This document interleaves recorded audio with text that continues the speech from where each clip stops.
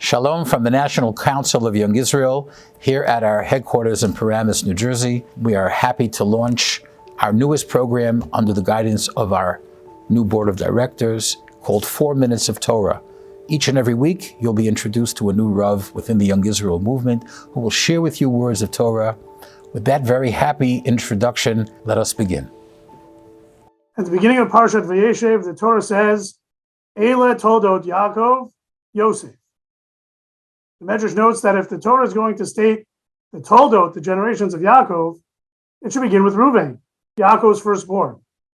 The Medrash explains, Eile toldot Yaakov, Yosef, hints at and emphasizes the similarities between these two, father and son, Yaakov and Yosef. Medrash notes that both Yaakov and Yosef were both circumcised when they were born. Both were born from mothers who had been barren for a long time.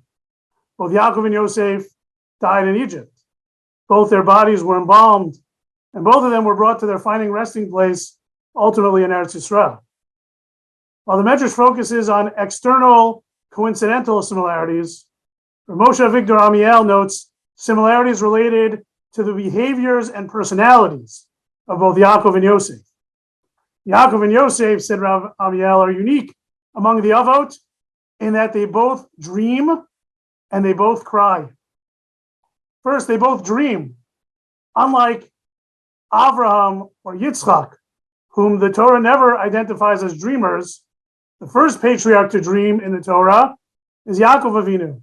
Vayachalom v'hinei sulam mutzav arza, v'rosho magia hashamayma. Jacob dreams about a ladder stretching from the ground upwards towards heaven. And Yosef takes after his father in this regard.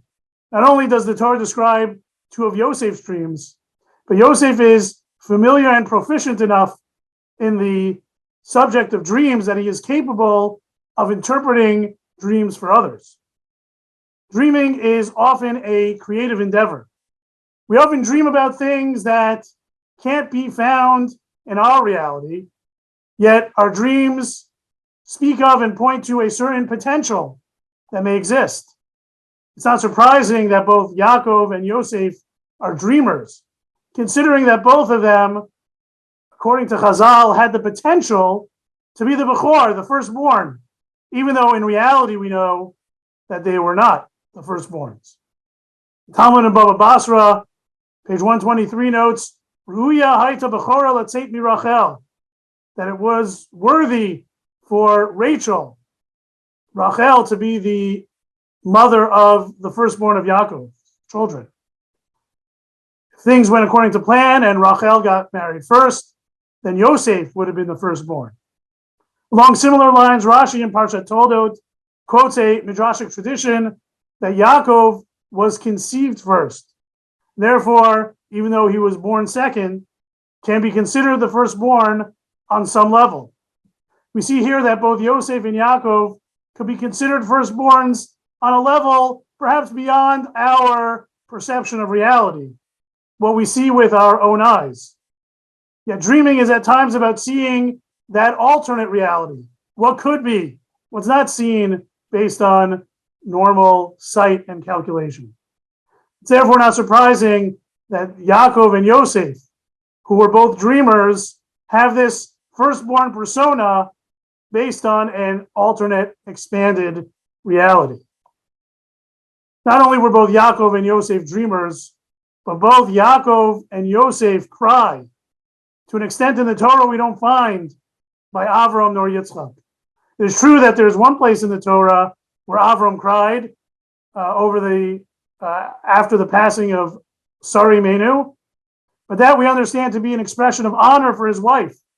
And even there, even when Avram does cry that one time, the word for cry, livkota, is written with a small chaf, as if to teach that crying was not a typical part of Avram's character. It may not have been a typical part of Avram's character, but it certainly was a typical part of Yosef's character.